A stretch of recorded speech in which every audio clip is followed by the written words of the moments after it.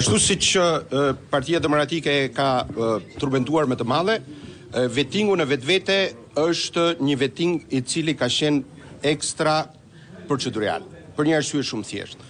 Dhe juve e dini shumë mirë që vetingu përbëhej nga 3 lista: lista e zezë, lista gri dhe lista e gjelbër.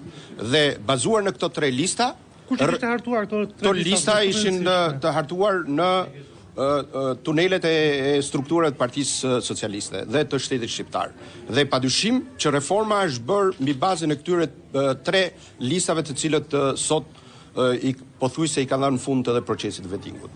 E dyta është që vetingu është kontrolluar në mënyrë tërësore nga Partia Socialiste dhe qeveria Rama. E treta, dhe po ta shihni, ka një diskriminim në rastin konkret se vetëm 1 deri në 2-3% e gjyqtarëve të cilët kanë ngelur në sistem sot janë nga veriu. Pjesa më e madhe e tyre, dhe këtë nuk e them për të bërë ndallime dhe ndarje krajinore, por duhet të jesh nga Shqipëria e mesme dhe nga jugu që të qëndrosh në sistem. Aspektet të tjera, reforma në vetvete nuk ka zbatuar parimet kushtetuese. Dhe parimet kushtetuese janë të përcaktuara në mënyrë tepër të qartë dhe shumë egzagjente. Ata të cilët u morën me reformë janë kthyer në drejtuesit e pushtetit gjyqësor.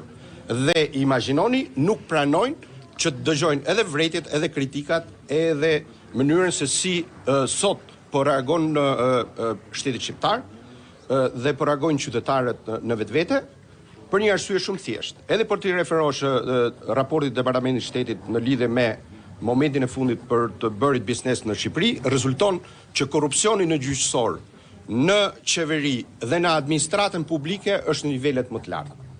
Imagjinoni, dhe drejtuesi i SPAK-ut e pranoi që niveli i korrupsionit është rritur. Tani, në rast se reforma në drejtësi ka qenë e suksesshme sipas atyre të cilët u paraqitën në panelin e sotëm, pse duhet të jetë ky reagim dhe perceptim tek qytetarët pas 10 vjetëve të bërjes së reformës? Arsyeja është shumë e thjeshtë. Dhe në analizat që kemi patur në Komisionin e Ligjeve dhe Mbikëqyrjes Institucionale, në rast se një proces gjyqësor përfundonte brenda 4-5 viteve, 6 viteve deri në gjykatën e lartë, sot përfundon në 15 deri 20 vjet. Në qoftë se një vendim gjyqësor arsyetoi brenda 15 deri në 30 ditë në sistemin e vjetër, sot një vendim gjyqësor sipas statistikave të Këshillit të Lartë të Gjyqësor rezulton që arsyetohet për 1350 ditë. I bie 4 vjet qytetarët presin vetëm për një arsyetim.